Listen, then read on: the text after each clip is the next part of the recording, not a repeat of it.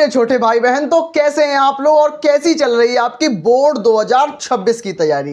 तो मेरा नाम दीपांशु राजपूत और मैंने यूपी बोर्ड क्लास 12 में डिस्ट्रिक्ट रैंक 4 गेन की है। तो आज की इस बेहतरीन सी क्लास में हम लोग क्या डिस्कस करने वाले हैं। आज मैं अपने सभी छोटे भाई बहनों के साथ डिस्कस करूंगा फिजिक्स के न्यूमेरिकल्स।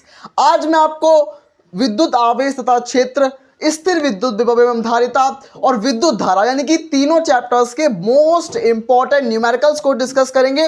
कितने न्यूमेरिकल्स डिस्कस करेंगे जो मोस्ट इंपॉर्टेंट होंगे, जो 2020 से 25 के बीच में आए हैं वही न्यूमेरिकल्स लूंगा मैं। और हाँ, मैं ये न्यूमेरिकल्स जो मैं लेके आया हूँ ये एनसीईआरटी का न्यूमेरिकल है और बोर्ड में बहुत बार आया है न्यूमेरिकल और कूलाम के नियम पर आधारित है।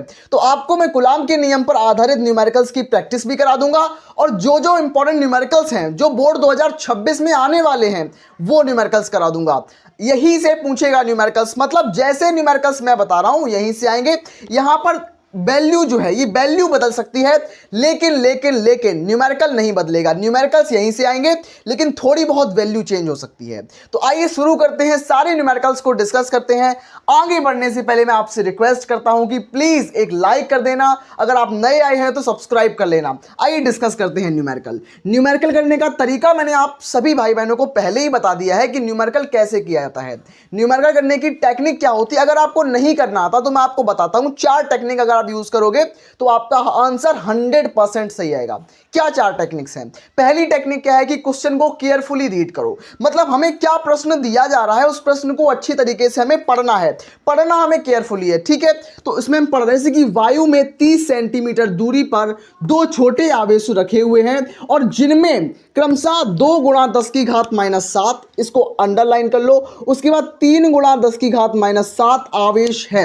इनके बीच बल क्या होगा, मतलब इन दोनों के बीच में हमें बल निकालना है, बल क्या होगा इनके बीच में। तो ये हम बिल्कुल सिंपल तरीके से बल निकालेंगे। आइए, सबसे पहले हमारे पास दी गई है वायु में 30 सेंटीमीटर दूरी।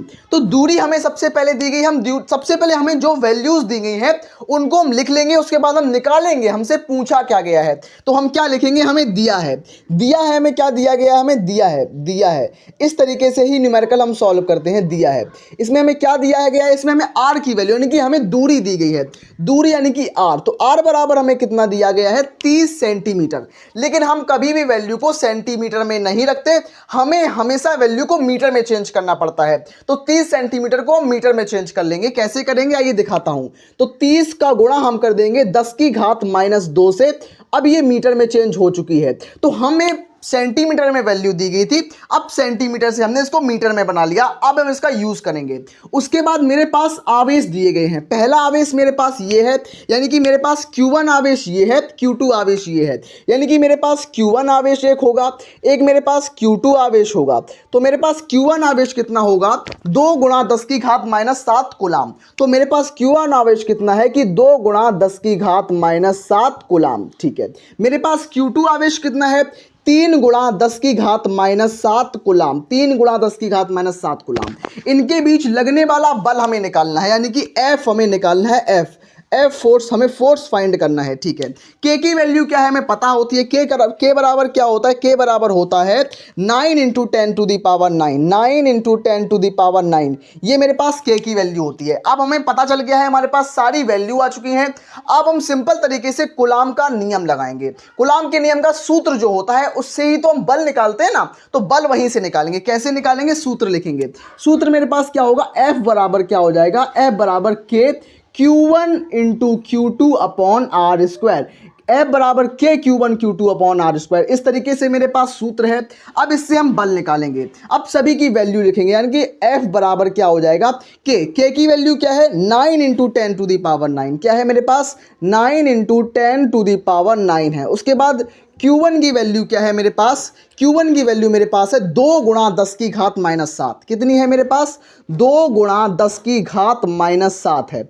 उसके बाद मेरे पास Q2 की वैल्यू मेरे पास क्या है, 3 गुणा 10 की घात -7। कितनी है मेरे पास Q2 की वैल्यू, 3 गुणा 10 की घात माइनस 7 है। अपॉन क्या करेंगे, अपॉन हम कर देंगे r का स्क्वायर। तो r मेरे पास कितना है, r मेरे पास है 30 गुणा 10 की घात माइनस 2। तो इसमें हम स्क्वायर कर देंगे 30 गुणा 10 की घात माइनस 2 का स्क्वायर कर देंगे, और मेरे पास जो वैल्यू निकल के आएगी इसको हम कैलकुलेट कर लेंगे। अब कैसे कैलकुलेट करेंगे, इसमें मेरे पास जो वैल्यू दी गई है, जैसे कि मेरे पास 9 गुणा 2 का गुणा हम 3 में कर लेंगे, मतलब 6 आ जाएगा, और 30 का जब हम स्क्वायर कर देंगे तो 900 आ जाएगा। इस तरीके से जब हम पूरी तरीके से सॉल्व करेंगे तो मेरे पास क्या वैल्यू सामने निकल के आएगी, f बराबर 6 into 10 to the power minus 3 metre, ये मेरे पास वैल्यू निकल के आएगी। अब कैलकुलेशन करूंगा तो टाइम लगेगा बहुत ज़्यादा, और बोर्ड पे बहुत जगह भी नहीं कैलकुलेशन करने की। मैंने आपको कैलकुलेशन करना सिखाया है, तो आप बिल्कुल सिंपल तरीके से, बहुत छोटी सी कैलकुलेशन है, आप आसानी से कर लोगे, और आपका आंसर जो आपका फोर्स है, आपका जो फोर्स है, सॉरी मीटर नहीं होगा, यहाँ न्यूटन हो जाएगा। तो यहाँ पर आप आसान तरीके से 6 into 10 to the power minus 3 newton हमारा बल सामने निकल के आ जाएगा। अब मैं बात करूंगा न्यूमेरिकल नंबर 2 की तरफ। प्यारे भाई बहन, तो अब मैं डिस्कस करने वाला हूं हमारा दूसरे नंबर का न्यूमेरिकल। इस न्यूमेरिकल को भी आपको बहुत अच्छी तरीके से तैयार करना है, क्योंकि ये न्यूमेरिकल भी हमारा मोस्ट से भी ज़्यादा मोस्ट इंपॉर्टेंट न्यूमेरिकल है। आइए दिखाता हूँ क्या है न्यूमेरिकल। न्यूमेरिकल ये थोड़े टफ न्यूमेरिकल मैं लेके आया हूँ, क्योंकि बोर्ड एग्जामिनेशन में हमेशा ईजी न्यूमेरिकल आए ये बिल्कुल पॉसिबल नहीं है। तो कोई कोई सेट ऐसे होते हैं जहाँ पर टफ न्यूमेरिकल्स आते हैं, तो उनके लिए मैं तैयार करा रहा हूँ। न्यूमेरिकल से डरना नहीं है, उनसे लड़ना है। तो लड़ने के लिए आप कॉपी और पेन को उठाओ और न्यूमेरिकल को सॉल्व करो। कॉपी पेन लेके बैठना भाई, कॉपी पेन लेके बैठना। इसमें क्या लिखा है न्यूमेरिकल में, सेकंड नंबर न्यूमेरिकल है कि 2 गुणा 10 की घात माइनस 8 कुलाम इंटू मीटर विद्युत द्विध्रुव आघूर्ण का एक विद्युत द्विध्रुव है, जो कि 2 गुणा 10 की घात माइनस 5 की विद्युत क्षेत्र, यानी कि न्यूटन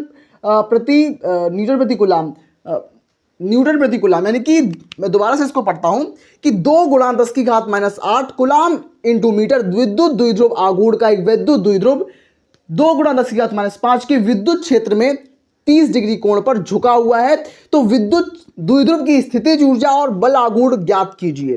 तो इस न्यूमेरिकल में हमें क्या क्या दिया गया है, सबसे पहले इसमें वैल्यू निकालते हैं, और वैल्यू निकालने के बाद हमसे क्या क्या पूछा गया है वो निकालते हैं। तो इसमें हमें क्या दिया गया है, सबसे पहले हमें कुलाम इंटू मीटर यानी कि विद्युत द्विध्रुव की मान दिया गया है।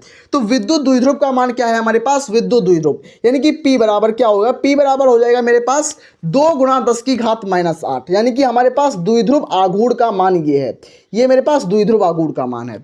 उसके बाद मेरे पास क्या है, विद्युत क्षेत्र का मान ये दिया गया हमें। विद्युत क्षेत्र मेरे पास ये दिया गया है, न्यूटन प्रति कूलम विद्युत क्षेत्र का मान है 2 गुणा 10 की घात माइनस 5। तो 2 गुणा 10 की घात 5, 2 गुणा 10 की घात 5 मेरे पास विद्युत क्षेत्र का मान है। उसके बाद मेरे पास क्या है, मेरे पास थीटा कोण है। तो थीटा की वैल्यू मेरे पास कितनी है, थीटा की वैल्यू मेरे पास 30 डिग्री है, 30 डिग्री। मैं ब्लू पेन से लिखता हूँ, 30 डिग्री है मेरे पास थीटा। उसके बाद इसकी स्थितिज ऊर्जा, इसकी हमें स्थितिज ऊर्जा निकालनी है। उसके बाद हमें बल आघूर्ण निकालना है, हमें 2 चीज़ें निकालनी है। तो सबसे पहले हमें U निकालना है, U निकालना है। उसके बाद हमें टाउ निकालना है, टाउ। तो हमें 2 चीज़ें निकालनी है, पहला हमें U यानी कि स्थितिज ऊर्जा, और टाउ यानी कि हमें बल आघूर्ण ज्ञात करना होगा। सिंपल तरीके से सबसे पहले मैं स्थितिज ऊर्जा निकालूंगा। स्थितिज ऊर्जा यानी कि U बराबर क्या हो जाएगा, U बराबर क्या हो जाएगा माइनस P इंटू ई। यहाँ पर माइनस नहीं लगाओ तो ज़्यादा ठीक रहेगा, क्योंकि ऊर्जा में हम कभी नेगेटिव नहीं लेते हैं। तो U बराबर क्या हो जाएगा, P into E cos theta हो जाएगा मेरे पास, कॉस थीटा। इसमें आप क्या करेंगे, U बराबर हम रखेंगे P का मान। तो P बराबर कितना है, 2 गुणा 10 की घात माइनस 8। तो P बराबर क्या हो जाएगा, 2 गुणा 10 की घात माइनस 8। और इस सूत्र को आप याद कर लो, ये सूत्र हमारे पास किसका है, ये मेरे पास स्थितिज ऊर्जा का सूत्र है। ये मेरे पास किसका, स्थितिज ऊर्जा का सूत्र है। P की वैल्यू क्या है, 2 गुणा 10 की घात 8 माइनस 8, गुणा E की वैल्यू क्या है कि 2 गुणा 10 की घात 5। तो E की वैल्यू क्या है कि 2 गुणा 10 की घात 5 हो जाएगा, 5। ठीक है, अब मेरे पास क्या है, मेरे पास ये है थीटा। तो थीटा बराबर क्या है, 30 डिग्री। तो कॉस थीटा का मतलब क्या है, cos 30 degree, cos 30 degree, cos 30। तो कॉस 30 डिग्री, cos 30 डिग्री मेरे पास हो गया। अब मैं इसको सॉल्व करूंगा, बिल्कुल सिंपल तरीके से सॉल्व करना है। क्या लिखना है, u बराबर क्या हो जाएगा, दो इसको मैं इन दोनों को पास में लिख देता हूं और इनको पास में लिख देता हूं। तो 2 गुणा 2 कर देंगे और 10 की घात -8 और 10 की घात 5 को साथ में लिख लेंगे। 10 की घात -8 ये हो गया और 10 की घात 5 मेरे पास ये हो गया। अब मेरे पास cos 30 का मान कितना होता है, cos 30 का मान √3/2 होता है। क्या होता है, √3/2 होता है। अब √3/2 कैसे हो गया, तो आपको थोड़ी बहुत बेसिक मैथ आनी चाहिए। आप बेसिक मैथ्स के अंदर पढ़ते हैं कि cos 30 की वैल्यू होती है √3/2। तो इसमें 2 से 2 कैंसिल कर दूंगा मैं, 2 से 2 कैंसिल हो जाएगा। अब मेरे पास क्या बचेगा, u बराबर मेरे पास क्या बचेगा, 2√3, उसके बाद 10 की घात -8 में से 10 की घात 5 जाएंगे तो 10 की घात 3 बचेगा, 10 की घात 3 बचेगा। ठीक है, तो इस तरीके से मेरा आंसर आ जाएगा और इसका मात्रक जो होगा वो जूल हो जाएगा, जूल, मेरा मात्रक जूल हो जाएगा। तो इस तरीके से मैंने स्थितिज ऊर्जा निकाल ली है, बहुत सिंपल तरीके से स्थितिज ऊर्जा निकाली है, बहुत मजा आया होगा। अब मैं बात करूंगा बल आघूर्ण यानी कि टाउ की वैल्यू निकाल, मैं यहां पर टाउ की वैल्यू निकालूंगा यानी कि बल आघूर्ण का व्यंजक निकालूंगा यानी कि बल आघूर्ण ज्ञात करूंगा। तो बल आघूर्ण के लिए मेरे पास सूत्र क्या होगा, टाउ बराबर क्या हो जाएगा, P इंटू ई साइन थीटा। तो टाउ बराबर क्या हो जाएगा, P इंटू ई साइन थीटा हो जाएगा। तो टाउ की वैल्यू हम निकालनी है हमें, P की वैल्यू क्या है मेरे पास, 2 गुणा 10 की घात -8। तो क्या करेंगे, P की वैल्यू लिखेंगे 2 गुणा 10 की घात -8 लिखेंगे, फिर E की वैल्यू आएगी, E की वैल्यू 2 गुणा 10 की घात 5 आएगा। तो E बराबर क्या हो जाएगा, 2 गुणा 10 की घात 5 हो जाएगा, 5 गुणा हम साइन थीटा में क्या लिखेंगे, साइन 30 डिग्री। तो इसमें क्या करेंगे, साइन 30 डिग्री, साइन थीटा की वैल्यू 30 तो साइन 30 करेंगे। अब इसको हम दोबारा से कैलकुलेट करेंगे तो टाउ बराबर क्या हो जाएगा, टाउ बराबर 2 और 2 को साथ में लिख लेंगे तो 2 गुणा 2 कर लेंगे, 10 की घात -8 और 10 की घात -5 में से जब हम घटाएंगे तो 10 की घात 3 बचेगा। तो 10 की घात -3 बचा है और साइन 30 की वैल्यू कितनी होती है, 1/2 होती है, मतलब हाफ होती है। तो 2 से 2 कैंसिल हो जाएगा तो क्या बचेगा, टाउ बराबर क्या बचेगा, 2 × 10⁻³ यही हमारा आंसर हो जाएगा, यही मेरा आंसर हो जाएगा सिंपल तरीके से। तो यही हमारा आंसर निकल के आ चुका है। मेरे पास टाउ की वैल्यू आ चुकी है और इसका मात्रक अगर आप लिखना चाहो तो न्यूटन प्रति मीटर लिख सकते हो, न्यूटन प्रति मीटर लिख सकते हो। वैसे आप ना लिखो तो भी वैसे न्यूटन लिख देना आप लोग, ठीक है। तो अब बात करूंगा मैं 3rd नंबर न्यूमेरिकल की तरफ। तो हाँ मेरे छोटे भाई बहन, तो अब मैं डिस्कस करने वाला हूं आप लोगों के साथ 3रे नंबर का बेहतरीन न्यूमेरिकल। आइए इसको डिस्कस करता हूं। इसमें क्या है कि एक गाउसियन पृष्ठ के अंदर +3q +2q और -2q और q आवेश रखे गए हैं। तो पृष्ठ को विद्युत फ्लक्स ज्ञात कीजिए। तो मतलब इस पृष्ठ के अंदर कितना विद्युत फ्लक्स होगा उसको ज्ञात करना है। मतलब इसमें बहुत से प्रकार के आवेश रखे गए हैं तो इस पृष्ठ का विद्युत फ्लक्स क्या होगा। तो सिंपल तरीके से मैं विद्युत फ्लक्स के सूत्र से इसको निकालूंगा। हमें विद्युत फ्लक्स का सूत्र पता है, क्या है मेरे पास, φE बराबर क्या होता है, φE बराबर होता है कुल आवेश या फिर आवेश, टोटल आवेश क्या होता है, टोटल आवेश अपॉन एप्सिलॉन नॉट, टोटल आवेश अपॉन एप्सिलॉन नॉट होता है, अपॉन एप्सिलॉन नॉट होता है। इसमें टोटल आवेश क्या होगा, हमें φE निकालना है, φE। तो φE हम कैसे निकालेंगे, टोटल आवेश यानी कि +3q में करूंगा, +3q +2q करूंगा, +2q करूंगा, -2q करूंगा, +q करूंगा, अपॉन एप्सिलॉन नॉट हो जाएगा। तो इसमें क्या होगा, इसमें हमारे +2 से -2 से +2 कैंसिल हो जाएगा और +3q और q कितना हो जाएगा, 4q हो जाएगा। तो मेरे पास क्या हो जाएगा, +4q हो जाएगा, +4q अपॉन एप्सिलॉन नॉट। तो यही हमारे पास वैल्यू निकल के आ गई है, किसकी, ये मेरे पास वैल्यू निकल के आ गई है विद्युत फ्लक्स की। इसका मात्रक क्या होगा, इसका मात्रक हो जाएगा वोल्ट इंटू मीटर। तो विद्युत फ्लक्स का मात्रक जरूर लिखना, वोल्ट इंटू मीटर। और इसका फ्लक्स कितना है, +4q अपॉन एप्सिलॉन नॉट। क्यों आया, क्योंकि यहां -2 से +2 कैंसिल हो गया तो 3 और 1 4 हो जाएगा, तो 4q अपॉन एप्सिलॉन नॉट। तो ये सिंपल तरीके से हमारे बोर्ड 2019 में क्वेश्चन आया था इस तरीके का। आपको ये क्वेश्चन जरूर तैयार करने हैं। तो अब मैं बढ़ता हूं क्वेश्चन नंबर 4 की तरफ।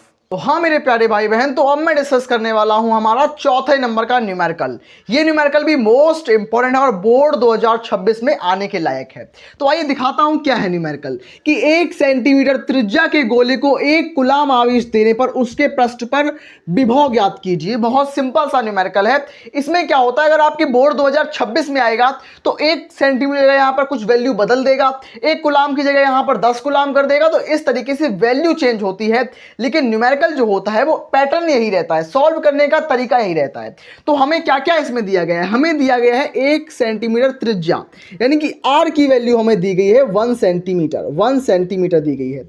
लेकिन हमें पता है हम वैल्यू को कभी भी सेंटीमीटर में नहीं रखते, इसको हम बदल कर इसको मीटर में चेंज कर देते हैं, मतलब 1 इंटू 10⁻⁻² कर देंगे, -2 मीटर हो जाएगा। अभी मेरे पास मीटर में हो गई। दूसरी बात, मेरे पास 1 कूलाम आवेश है, यानी कि Q की वैल्यू मेरे पास Q बराबर कितना है, 1 कूलाम मेरे पास है। K की वैल्यू में पता होती है, K बराबर क्या होता है, 9 इंटू 10⁹ होता है मेरे पास। ठीक है, हमें इसमें विभव याद करना है, विभव यानी कि V फाइंड आउट करना है, V निकालना है, विभव निकालना है। ठीक है, कैसे निकालेंगे, तो V बराबर क्या हो जाएगा, V बराबर क्या हो जाएगा, KQ upon R, KQ upon R हो जाएगा, KQ अपॉन R। इस तरीके से हम विभव निकालेंगे। तो V बराबर क्या करेंगे, K की वैल्यू मेरे पास क्या थी, 9 इंटू 10⁹ तो क्या है, 9 इंटू 10⁹ हो जाएगा।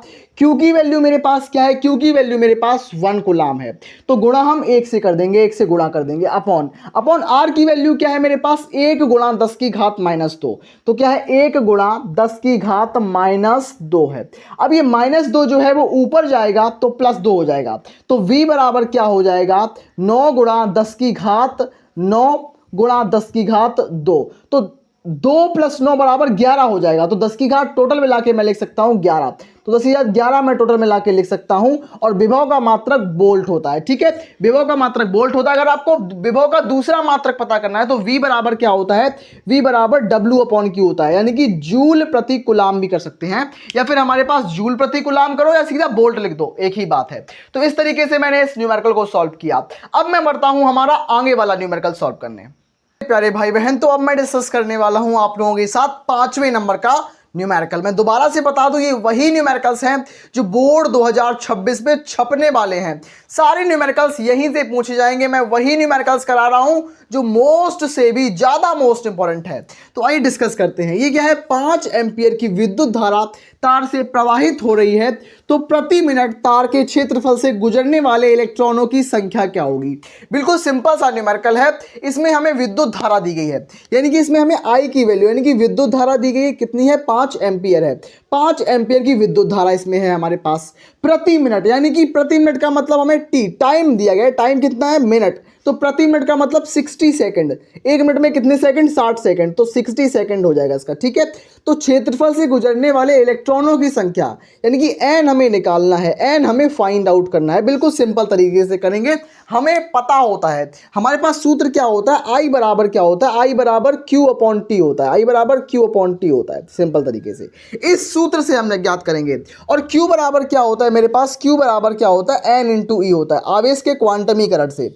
Q बराबर N × E होता है और I बराबर Q/T होता है। अब सूत्र लगाएंगे। सूत्र में क्या होगा, हमारे पास I बराबर क्या हो जाएगा, I बराबर Q/T हो जाएगा, Q/T हो जाएगा।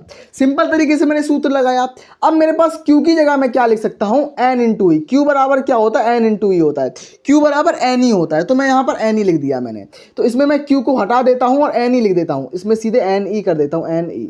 अब हमें क्या निकालना है, हमें इलेक्ट्रॉनों की संख्या यानी कि n निकालना है। तो हमें ये निकालना है, तो n बराबर क्या हो जाएगा, n बराबर हो जाएगा I, ये इसके गुणा में चला जाएगा, तो I × T/E हो जाएगा, अपॉन E हो जाएगा। तो इसमें हम वैल्यू रखेंगे।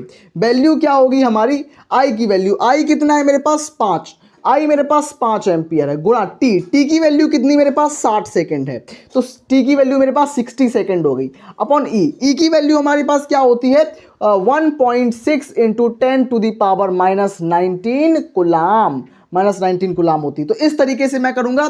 तो जब मैं 5 का गुणा 60 में करूंगा तो कितना आएगा, तो मेरे पास आएगा 300। तो मेरे पास कितना आएगा, 300। तो इसमें मैं नीचे जब मैं इस दशमलव को हटाऊंगा तो ऊपर 0 बढ़ाऊंगा, तो 600 × 5 करूंगा तो कितना आ जाएगा, 3000 आ जाएगा, अपॉन 10 की घात -19, अपॉन 10 की घात -19, और यहाँ पर 16, और यहाँ पर गुणा में 16 भी है, और 16 यहाँ पर गुणा में है ही है, ठीक है। दशमलव बढ़ा दिया था इसलिए यहाँ पर 0 बढ़ा दिया, ठीक है। अब मैं क्या करूँगा, 16 का भाग दे दूंगा 3000 में। तो जब मैं 3000 के अंदर 16 से भाग दूंगा तो 1875 आंसर मेरे पास आएगा। मेरे पास भागफल 1875 आएगा। तो क्या हो जाएगा इसमें कि 1875 गुणा 10 की घात -19 है तो ऊपर आएगा तो +19 हो जाएगा। तो 10 की घात +19 हो जाएगा इस तरीके से। और इलेक्ट्रॉनों की संख्या का कोई मात्रक नहीं होता है सिंपल तरीके से।